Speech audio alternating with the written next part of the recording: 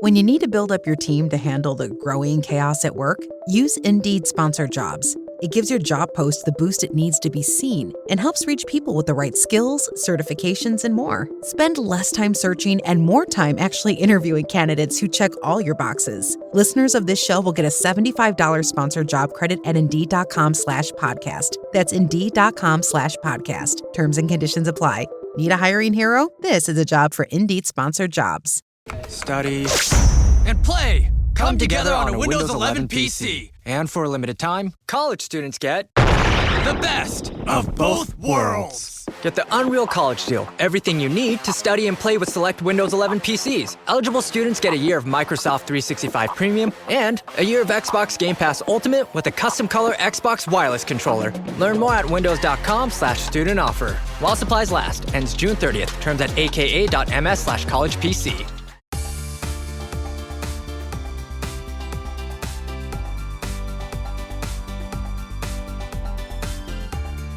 Welcome back to Speaking with Confidence, a podcast that helps you build the soft skills that lead to real results.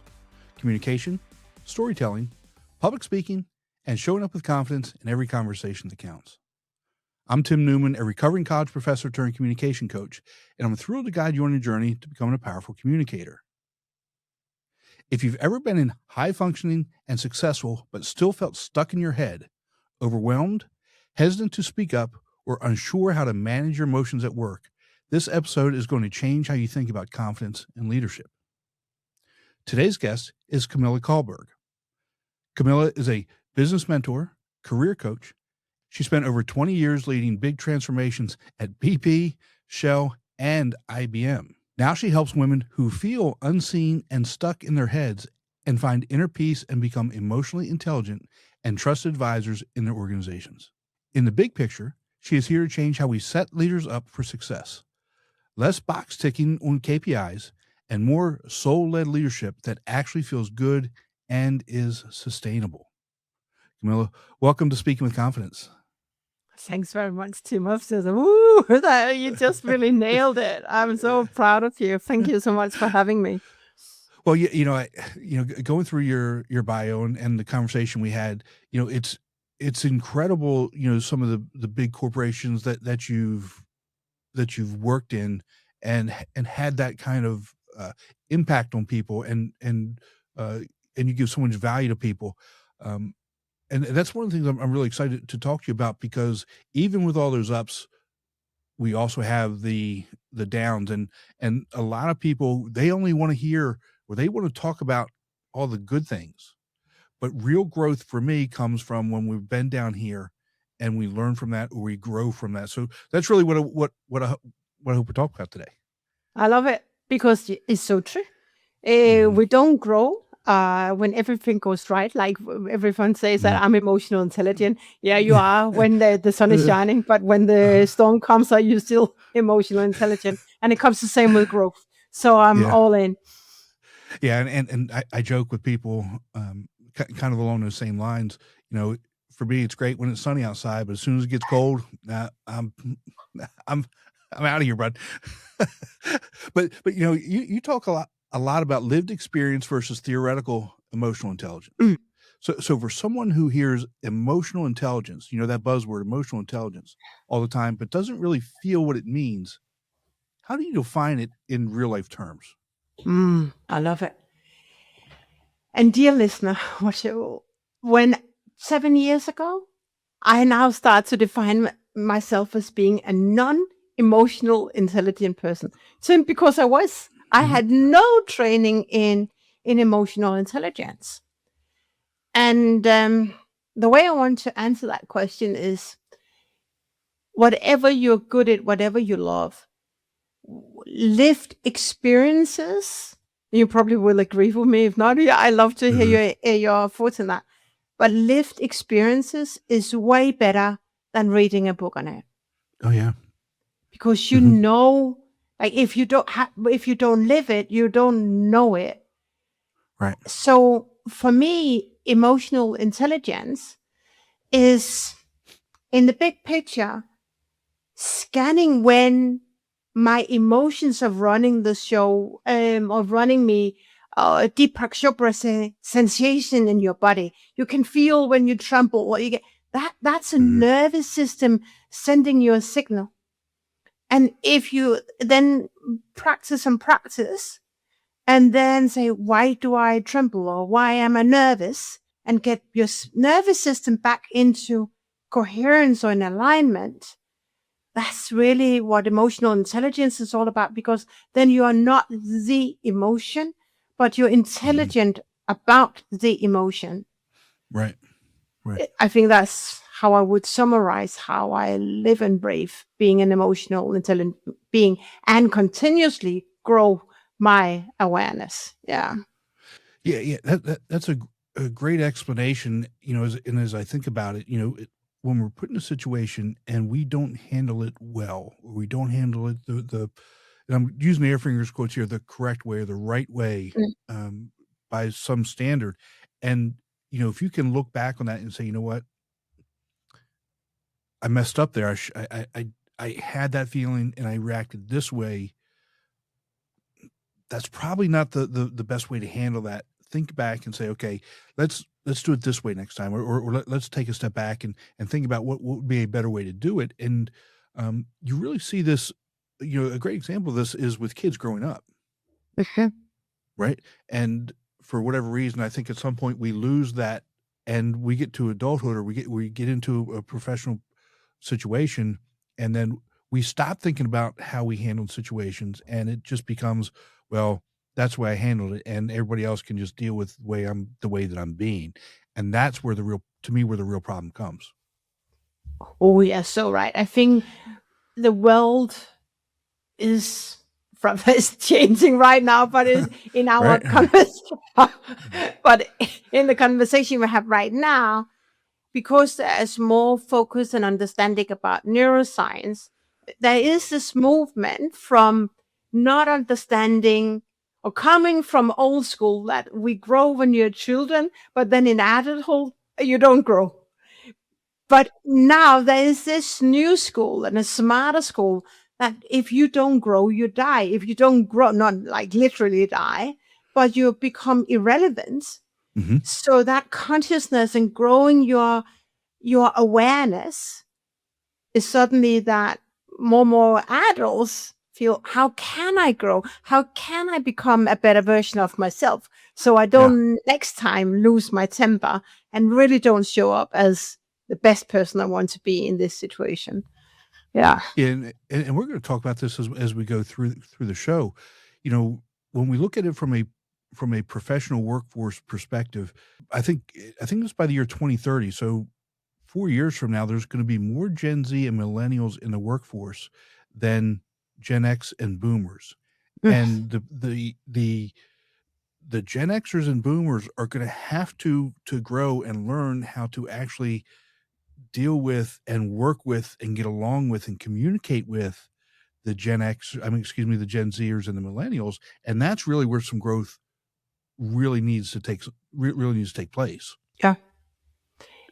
And for the Gen Z, so some of my learning comes from Dr. Joe Dispenza, who is a neuroscientist, very popular. I don't know where in US he's based, but a lot of my teaching, my understanding and my growth come from his work.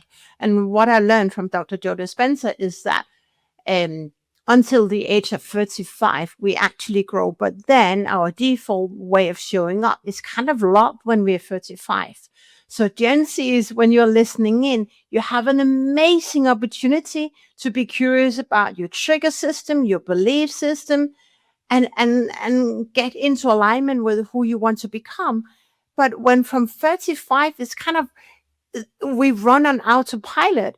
I started my personal development journey was when I was mid-40s. I had to really put so much more effort into my personal growth because there was years I had to unlearn. So obviously it takes a bit, I don't think it's take longer, but it takes more commitment from other generations to be willing to connect with themselves and learn who they really are and why they're being triggered. Right? Because that's, again, emotional intelligence, why you triggered. And let's take that a step further with you. You know, a lot of your work is really shaped by a period from you when you hit rock bottom.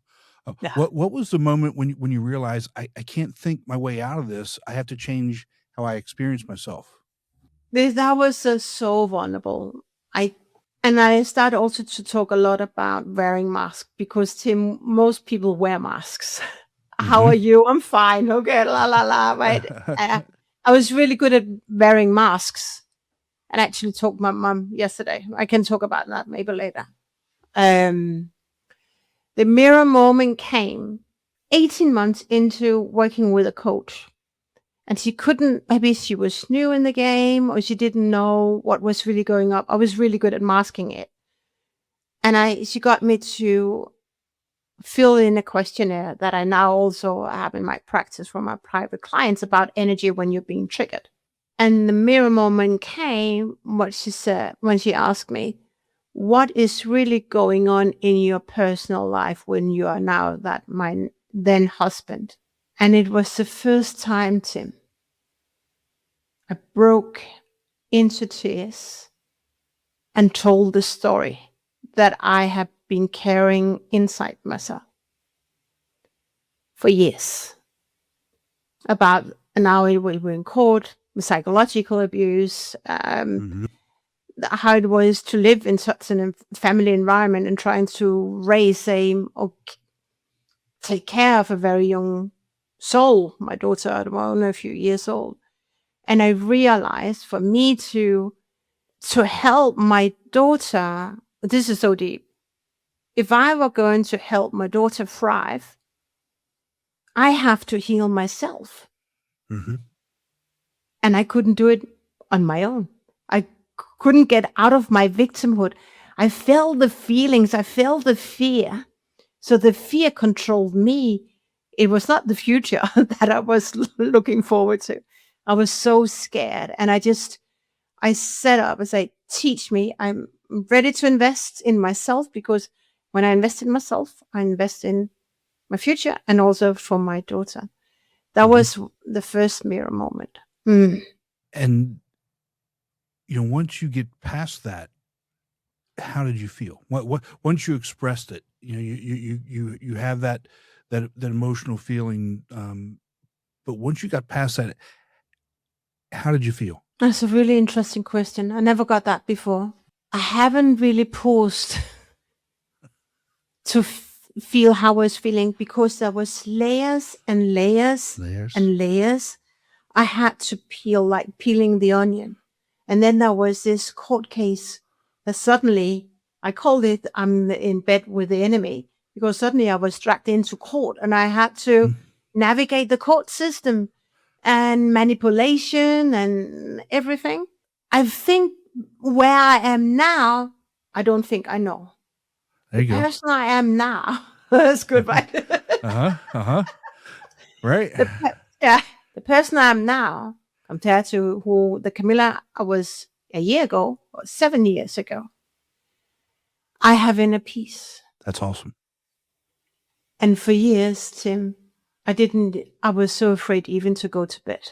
So that of having inner peace, that of just relaxing into my own skin that is the feeling I feel. But so that is a change I have experienced because I have become intelligent with my emotion and I'm no longer my emotion. I'm no longer tired. Right. I feel the tiredness, but I choose not to be tired.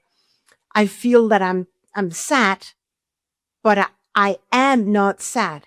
There's so many hours put into this. Right. But being greater than what you think and being more intelligent than your emotions, that has changed my life. Yeah. And that's awesome. And I'm so glad that not glad that you had to be on that journey, but that you went on that journey and came out on the side of it, right? Because again, one of the things we're talking about here is so many people stay stuck in whatever that is, and never get past that. And so when we look at that from a communication perspective, they pride themselves on everything. Like you said, everything is great.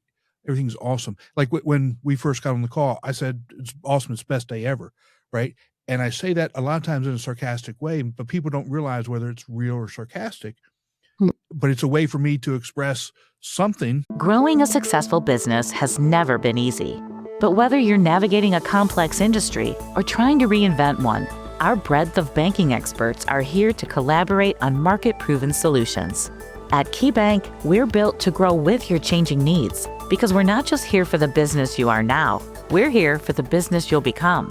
Reimagine business as usual. KeyBank opens doors. Learn more at key.com/B2B. As opposed to holding that in, right? But a lot of people, they pride themselves on being logical, calm, or high performers when deep down inside, like you said, they've got this internal strife, this internal emotional battle that's going on inside, and they're quietly sabotaging everything, their communication, especially under pressure. Yeah. Right. So how does that? What does that look like? How does that emotional suppression sabotage communication? What does it look like? A communication or performance. Maybe I know we're speaking with confidence. Let me share. There is a conversation. Sometimes the universe just aligns up. I had a conversation with a exec, and very. Not C-level, but it's a big company, and he has big role.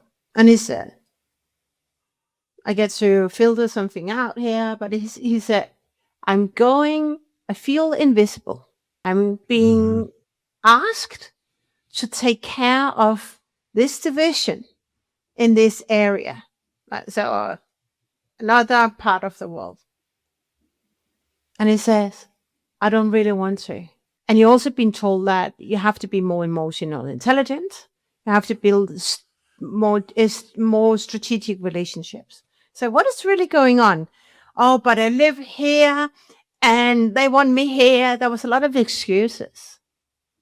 So what is now, as you said, logical. I asked him, and I invite you to drop from your head to your heart. What is really stopping you for showing up for this assignment?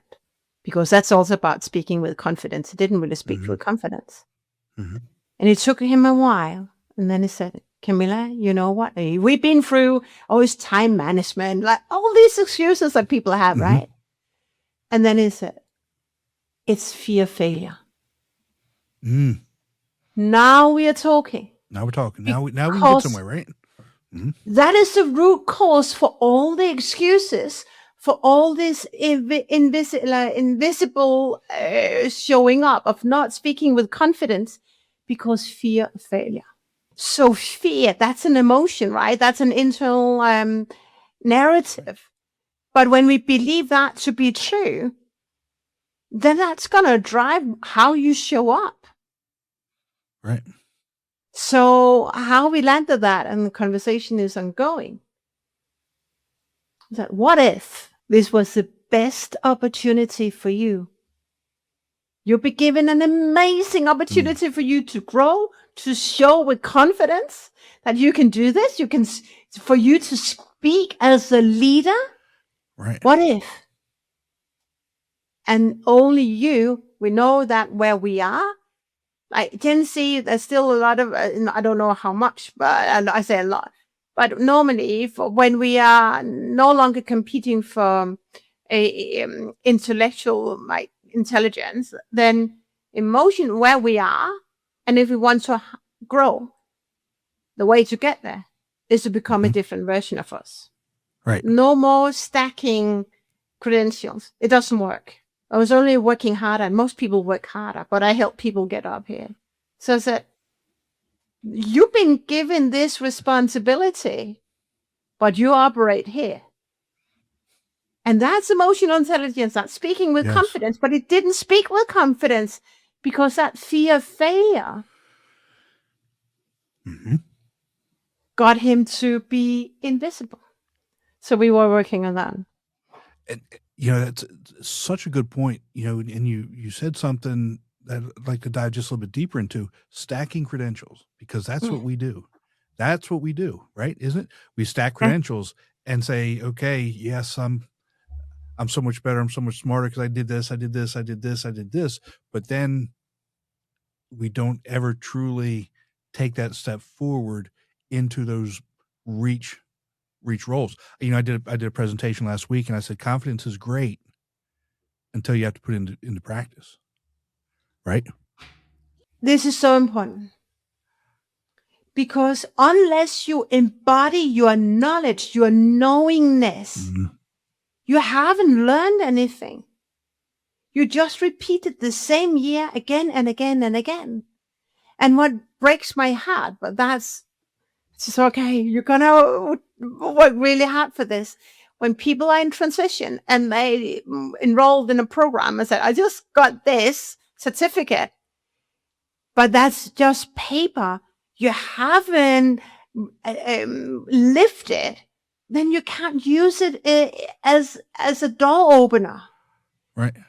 So unless we really start to embody that work, it's just stacking. It's proven to the outer world that I'm good enough. But if you don't grow as who you are being, it doesn't work. It doesn't work at all. It doesn't work. It doesn't really maybe take you where you want to go the fastest way. Right. Well, I would argue that it doesn't really take you where you want to go, because you're not growing. You're still being the same person in the same spot. For growth to happen, you have to actually move. You have to go from point A to point B. And I think it's, again, for whatever reason, in each individual person, like you said, the person you work with was fear of failure. It could be any number of different things, but we have to before we can grow, we have to get to the root of whatever that issue is, and then we can deal with it, and then start taking steps to move forward. Exactly. And that's also when you talk about Gen Z, helping Gen Z land better jobs. When you say, but the company needs 10 years of experience. Well, that's okay. But that's 1 year repeated 10 times. If you have grown as a human being, you don't need to compete for 10 years of experience. That's not a competitive edge. The competitive edge is that you grow as a human being. You become more conscious, aware. Those who have 20 years of experience have repeated the same year 20 times. So don't freak out when you see this, because the world has grown. We become more conscious, aware, but it's not. You can easily ace that conversation. How many years experience you have? Well, I've grown as a human being. Yeah. So what are a few phrases that you hear immediately that signal stress, avoidance, or emotional overload? Oh, stress. There's so much stress right now, even though people don't really want to say it. But emotional overload and stress. What I hear a lot right now is that the firefighters, I just released a video about, are you a doer fixer? Or you're the architect, do you shape the future? And what happens is, again, emotional intelligence. A superior gives you a task, the firefighting. And I think most of us, we love to help. But when we help other people, you down prioritize your own tasks. And what is happening right now is that they want to help. They subconsciously in the know. What if I say no? Will they think I'm a problem? Will they think I'm not a team player? I cannot do it. So they tell themselves, I have to say yes, even though the team does not have the capacity. So they get stressed. They push down the stress. Trading at Schwab is now powered by Ameritrade, bringing you an expanding library of education with even more ways to sharpen your trading skills. Access new online courses, insightful webcasts, articles, engaging videos, and more, all curated just for traders.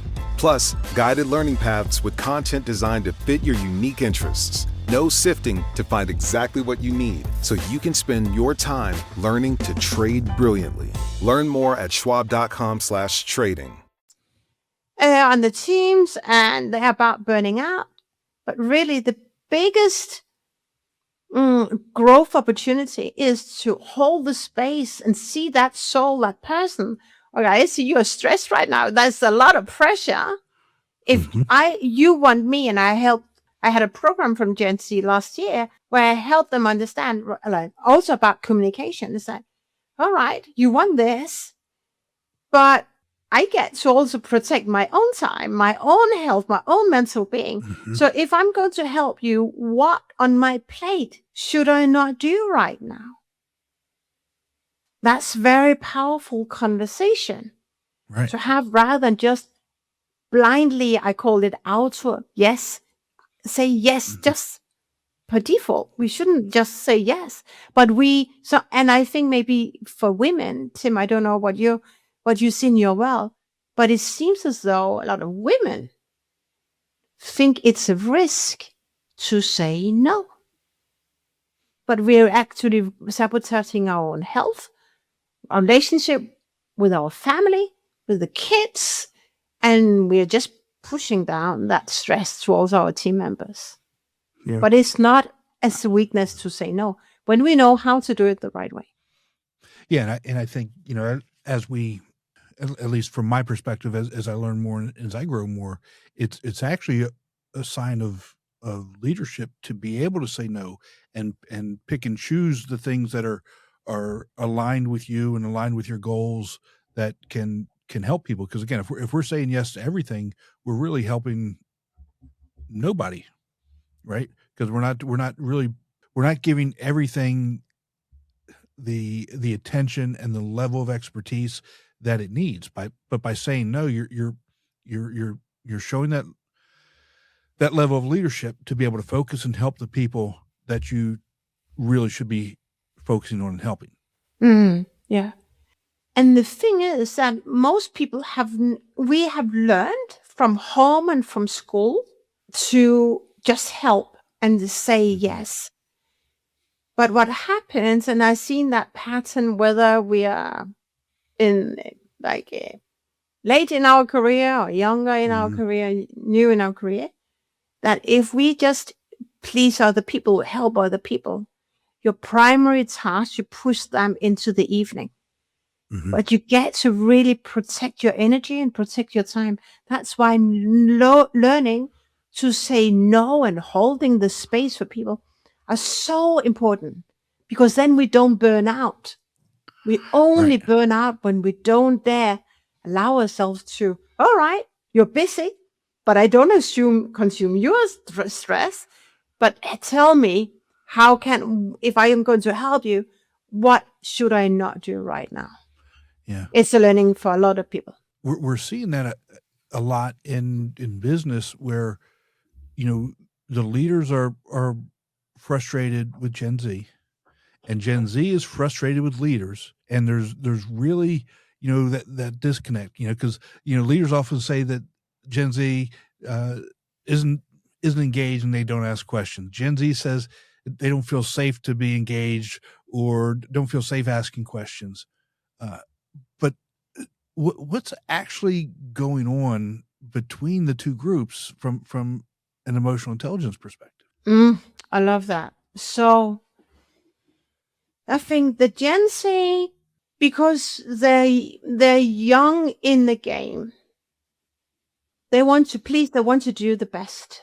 And those I have served, they actually would love to have mentors. But there are oftentimes not those mentors to guide them how to hold the space for people who are stressed in our age, right? Right. And then that leader is because they haven't learned to navigate their own stress. They cannot lead themselves. Right. And then they are stressed because that pressure comes from the top. And then GC asks some questions, or maybe not. And then, okay, I'm just going to survive and do my best. And then the Gen Z haven't really delivered that friction. But what I have seen, and I'm curious about what you've seen, Tim, is that and it can be very different industries, is that, and it's really interesting because it could be us, Tim, who actually had some Gen Z reporting to us, is that may our wisdom coming out as too nonchalant, And the Gen Z do not dare to ask those questions. Mm-hmm. But the good news is, those I serve, the Gen Z, they would actually love to have the tools. Yes. And they appreciate an environment where they can actually share what the heck is going on, Camilla, and help me hold the space, because then this very stressed leader comes and I don't know how to hold the space, and I'm afraid, and she's just stressed, but you should not consume her stress. But they Right. consume the stress because they Yes. haven't learned emotional intelligence. So actually, I'm starting from the bottom right now, right? The bottom, but the roots, right? And then they can Right. hold the stress leader better. To me, a lot comes from just a complete misunderstanding of how each other thinks and goes about making decisions. I grew up. I'm a Gen X. I never followed, the basic rules. You don't ask questions. You're told to do something, you just go. But I've always been the one to ask the questions. But most Gen Xers, you don't ask questions. You're told to go do something, you go do it. And we're really the ones that are leading these people. And Gen Z and millennials, they ask a lot of questions.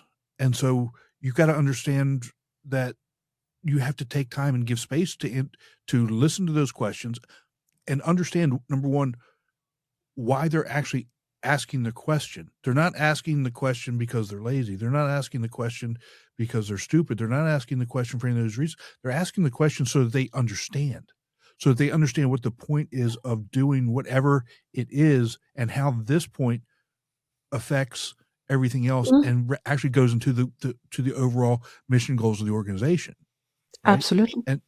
And so there's that. And then when let's just say, like you mentioned, the pressure is coming down on top of the Gen Z, they're not resilient. Let's just put it that way. They're not resilient, and they don't know how to deflect that pressure. Nope. Right. And that's, again, so now as a Gen Z person, I'm taking all kinds of pressure. All I was trying to do was understand something. And so I'm going to shut down, and I'm either going to do the bare minimum, or I'm going to leave this organization and go find somewhere else to work. And that's not a way forward for anybody, because what's going to happen is the Gen Z person is going to go to another organization, and guess what's going to happen? The same thing. Exactly. This leader over here is going to hire somebody else, and guess what's going to happen?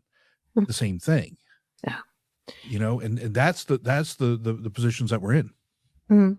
And the thing is, Tim, I think you asked me that question, what I see, and the noise, and there's no time to reflect. And that's, I think, both sad, but at the same time also an opportunity for us who are more emotional intelligent, because there's a lot of pressure on leaders, but there's only pressure on leaders and they feel it when they are not emotional intelligent, to pause and say, what is it that we want? So I say it's for everyone, whether they're in my world or on here, is that you will get an unfair advantage the moment you can be greater than other people's feelings. They say, what is it? And we just get to ask those questions, because it will help me serve you better. And I think that's what we can also help Gen Z, is that don't do it for your own sake, but how can you serve the other person better? Also for senior leaders, how can we serve better? But we've been taught in school to have this transactional mindset, the doer mindset. There we burn out. Yes. But we come from the mindset of being of service, a servant leader, whatever age we are. Then we step out of the potential burnout hamster wheel. Yeah. So I'm glad you said that, because there were 2 times in my career where I made a pivot, and one of them was when I realized that I wasn't connecting with my students anymore. The stories weren't landing. The teaching wasn't good. They weren't understanding. I was getting the blank stares. I was getting the rolling of the eyes. And I've always had a really good and close relationship with my students, because it's just kind of, I've always believed that if you have that relationship, they're going to be so much better, and they're going to perform so much better, and they're going to grow so much quicker and faster. And so I pulled a few students aside, and what I did over the course of a week, I took 2 of them to lunch each day for a week. Went down to a sandwich shop, bought them lunch, and talked for an hour and a half. And what I learned, what they shared with me, is that the reason why it wasn't connecting is because the way they are processing information, the things that they want to learn, with the things I was asking them to do, what wasn't in their wheelhouse anymore.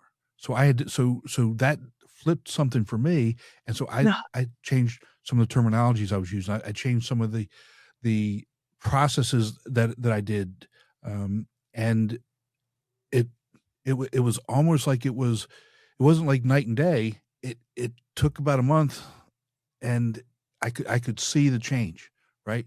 Oof. And what that did was they saw that I listened.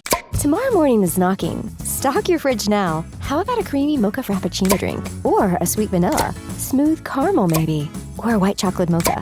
Whichever you choose, delicious coffee awaits. Find Starbucks Frappuccino drinks wherever you buy your groceries. They could trust me. They could tell me something. I would listen, and they could trust I would act on it. And that was something that really kind of flipped the switch to them and some of their successes. And that's part of it as well. I think if leaders were to actually listen to Gen Z and find out how they process things, why they do some of the things that they do, why they're asking those questions, and then not just ask those questions, but listen to the answers and then act on them within reason, you're going to see a much better result. Oh, absolutely. And I think it's really interesting why the Gen Z could be our kids, for example, is that why do they have that conversation, or why is that such it's a topic? But I think that the millennium and other generations don't really ask those questions. They don't. Because they have been taught and trained, don't ask questions, because they believe that asking questions is showing weakness. But Gen Z, they ask questions because we live in a different age. And the more leaders dare to slow down and are tired of running on empty, are tired of not really deep within emotional intelligence, is that they don't see soul to soul. They don't are curious about, why do you ask those questions? That's actually a really good question. Provoke me. I love that. But when we work with report to leaders who come from lower self and want to prove, whoever is going to ask question is going to find that's really challenging. Yeah.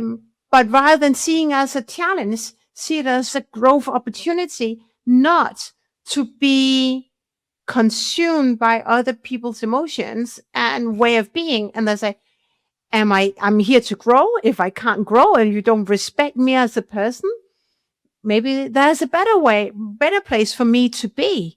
Right. I think I would advise my Gen Z students down those lines. So if we let's take that just one step further, because a lot of times when we're in a situation, right, we're in the heat of it, we're in the middle of this. If you could say something, tell Gen Z, try this quick mindset shift. Keep this in the back of your head, and when you're in this position, try this mindset shift tip and see what happens. What would you tell them to do? Okay. Here's something I would love for you to understand, Gen Z. We are all souls. And if someone is reluctant, if someone runs on lower level energy and you feel friction, don't consume that friction. Don't consume that emotion, but observe what is going on. And I see right now, Tim, you're stressed. Rather than taking on your stress and, is it me? It's like, I hold the space for you and saying, you're stressed right now. What is going on? The moment you allow yourself to be there to serve the other person, and then allow yourself to say out loud without judging. It's so important not to judge. We don't want to judge people. Say out with love, Right now, I can see you're busy. What is going on? Or you don't trust me? Tell me more. Slow down, Gen Z, and see that person as who that person is. Be curious about what is really going on. Use that to build relationship. But the step one is don't consume anyone else's emotions. Hold the space for them. And don't think that it's your fault. Don't think that you did something wrong. Right? Don't take it on your shoulders, because it's not. Right. That would be my first step. I could go on, but that would be my first step. Yeah. Yeah. And I think the audience really does enjoy things that they can use right away. These little tidbits, things that they don't have to necessarily go and work on in practice, that that's a good practice. Put that in my back pocket. I can remember that. And then when I'm in this position, I'm going to try that. Yeah. But may I give another practice? Oh yeah, please do. Another practice, which is so important, and we don't learn it in school, but it's so important for your mental health, for your health, is that whatever you tell yourself something that doesn't make you happy, flip that thought. Pick a better feeling story, because you are the captain of your life, and what you focus on will grow in your body. So more you tell yourself, I need to, I have to, or maybe she doesn't like you. Actually, the more pressure you put on yourself, the more pressure you put on your body.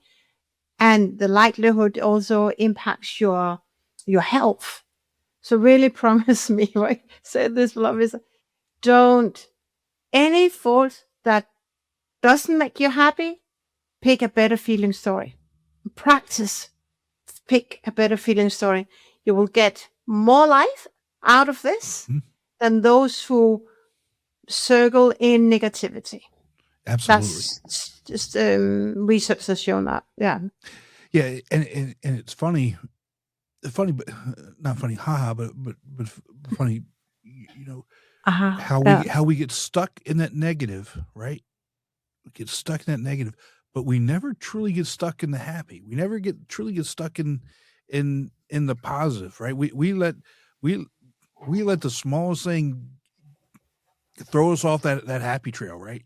But nothing can get us off that negative trail. But that's the brain, and that's the journey I'm on to teach other people as well, because the brain and society, and we consume media. That's negativity, that's fear.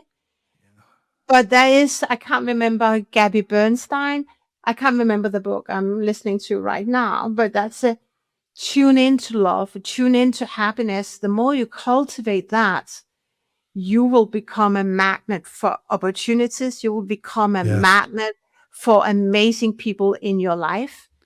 And better cultivate that skill set to be happy 24/7 than negativity. But it's a train. It's a practice, because the brain is here to protect us.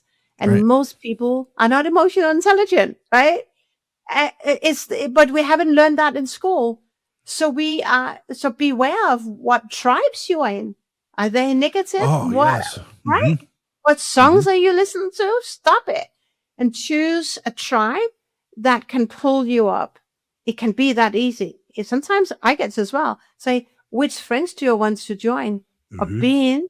Because do they lift me up, or do they pull me down? I love that you said that, because I had a conversation recently about, with someone who said that, they've started surrounding themselves with better people, and even people in their family. And I said, well, hold on a second now. I'm not knocking. Family to me is everything. But there is a but there. If there is somebody in your family that is pulling you down, is being that negative influence, is that person that is negative talk to you, you need to separate yourself from. I'm not saying you go no contact, but you maybe they're not in your inner circle anymore.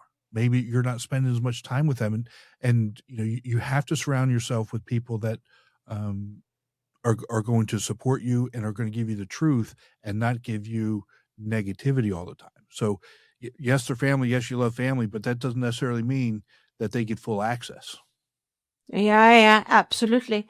And that's also comes from me, from being receiving education and motivation from external sources. Mm-hmm. Because I didn't learn this from home. I didn't learn this from business schools. I didn't learn this in IBM by all these top companies I work with. Because at the end of the day, they're also human beings, right? Exactly. But that's really what is so true. And the energy, protect your energy.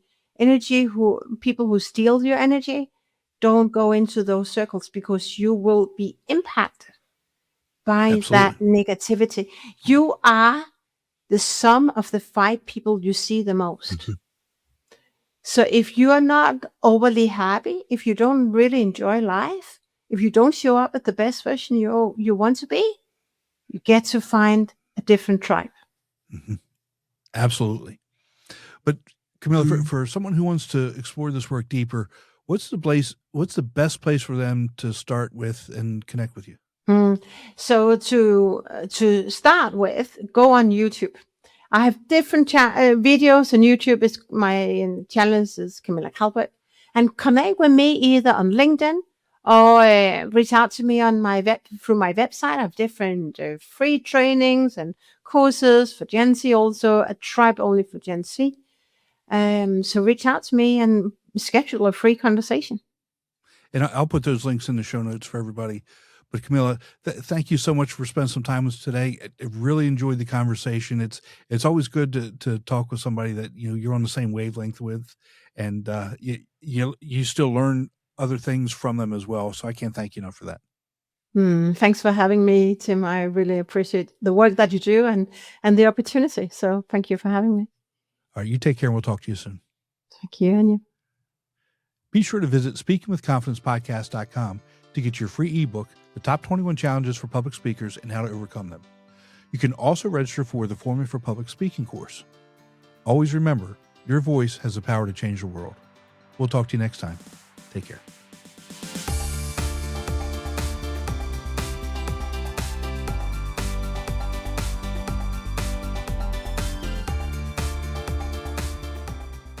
Ryan Reynolds here from Mint Mobile. I don't know if you knew this, but anyone can get the same premium wireless for $15 a month plan that I've been enjoying. It's not just for celebrities. So do like I did and have one of your assistants switch you to Mint Mobile today. I'm told it's super easy to do at mintmobile.com/switch. Upfront payment of $45 for 3-month plan, equivalent to $15 per month required. Intro rate first 3 months only, then full price plan options available. Taxes and fees extra. See full terms at mintmobile.com.